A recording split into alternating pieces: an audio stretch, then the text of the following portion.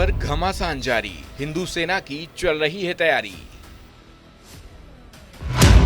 तेज प्रताप यादव ने की अपनी फौज तैयार, जेडीयू ने बाबा को ढोंगी बता किया वार।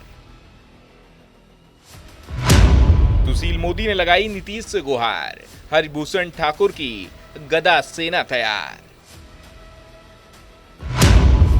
घमासान जारी, बागेश्वर बाबा के धाम की हो रही है पूरे जोरों शोरों से तैयारी।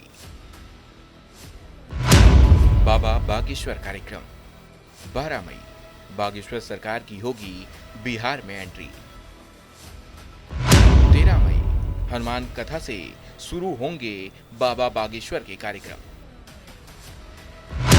15 मई बिहार में लगेगा बाबा का दिव्य दरबार, निकालेंगे भक्तों की पर्ची। 17 मई भभूत वितरण का कार्यक्रम। बिहार में बाबा बागेश्वर की एंट्री होने से पहले ही सियासी घमासान तेज हो गया है। कोई कह रहा है कि बाबा को आने नहीं देंगे, तो कोई कह रहा है बाबा तो आएंगे ही। कोई कह रहा है कि सनातन धर्म का अपमान है, और तो और बीजेपी नेताओं ने तो सीधी चेतावनी दे दी है कि बाबा तो आएंगे, कोई रोक के दिखाए और जो रोकेगा उसके 32 दांत तोड़ दिए जाएंगे। आरजेडी बीजेपी में जुबानी जंग दिन ब दिन तेज होती जा रही है, लेकिन इन सब के बीच सबसे बड़ा सवाल है कि आखिर बाबा का विरोध क्यों, और ये बागेश्वर बाबा हैं कौन। तो आइए आपको बताते हैं कि आखिरकार बागेश्वर बाबा कौन हैं और बिहार में उनको लेकर क्यों सियासी घमासान मचा हुआ है। धीरेन्द्र कृष्ण शास्त्री बागेश्वर धाम महाराज के नाम से जाने जाने वाले एक भारतीय कथावाचक हैं। शास्त्री भारत के मध्य प्रदेश राज्य के छतरपुर जिले के ग्राम गढ़ा के प्रसिद्ध धार्मिक तीर्थ स्थल बागेश्वर धाम सरकार के पीठाधीश हैं। वह किसी के भी मन की बात जान लेते हैं और उसे एक पर्चे पर लिख देते हैं। इसी कारण उनके दरबार में लाखों की भीड़ लगती है और देश के कोने कोने से लोग आते हैं। दरअसल बागेश्वर बाबा तब ज्यादा चर्चा में आ गए थे जब उन्होंने अपने एक बयान में भारत को हिंदू राष्ट्र बनाने की बात कही थी, जिसके बाद से वो निशाने पर आ गए। उस समय भी उनके बयान पर काफी लोगों ने अपनी प्रतिक्रिया दी थी, जिसमें कुछ बाबा के पक्ष में थे तो कुछ उनके खिलाफ थे। अब ये सब तो हो गई पहले की बातें।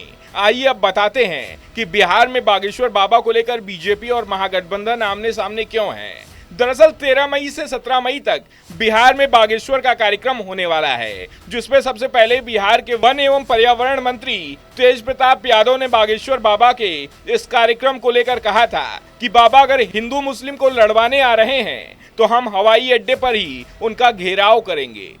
अगर बागेश्वर बाबा हिंदू मुसलमान भाई को लड़वाने के लिए आ रहे हैं तो मैं उनका विरोध करूंगा, उनको एयरपोर्ट पर घेराव मैं करने का काम करूंगा अगर बागेश्वर बाबा आएंगे। तेज प्रताप यादव के बयान के बाद सभी नेता बागेश्वर बाबा को लेकर बयान देने लगे। बीजेपी नेता हरिभूषण ठाकुर ने पलटवार करते हुए कहा कि बाबा आएंगे, देखते हैं कौन रोकता है। सब वोट की राजनीति है, इसलिए बोले हैं बाबा आएंगे, बाबा के करोड़ों शिष्य रहेंगे पटना में। कौन विरोध करता है वो भी देखेंगे, हम लोग इंतजार कर रहे हैं। वहीं तेज प्रताप यादव ने एक बार फिर ट्वीट करते हुए कहा कि बागेश्वर बाबा के लिए मेरी सेना तैयार है। इसके साथ ही तेज प्रताप यादव ने कुछ तस्वीर भी शेयर की, जिसमें आरजेडी के कुछ नौजवान कार्यकर्ता और युवा लाइन में खड़े थे। एक बार फिर बीजेपी नेता हरिभूषण ठाकुर ने तेज प्रताप के इस ट्वीट पर पलटवार करते हुए कहा कि तेज प्रताप की सेना अगर तैयार है तो इधर भी हम गदाधारी फौज तैयार कर रहे हैं।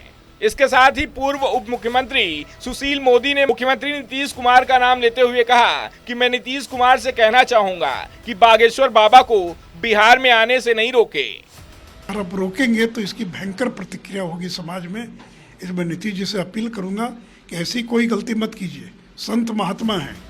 बागेश्वर बाबा पर विवाद आखिरी में तब और गर्मा गया जब मुजफ्फरपुर में एक वकील ने धीरेन्द्र कृष्ण शास्त्री के खिलाफ कोर्ट में केस कर दिया कि बागेश्वर बाबा खुद को भगवान बताकर लोगों को धोखा दे रहे हैं।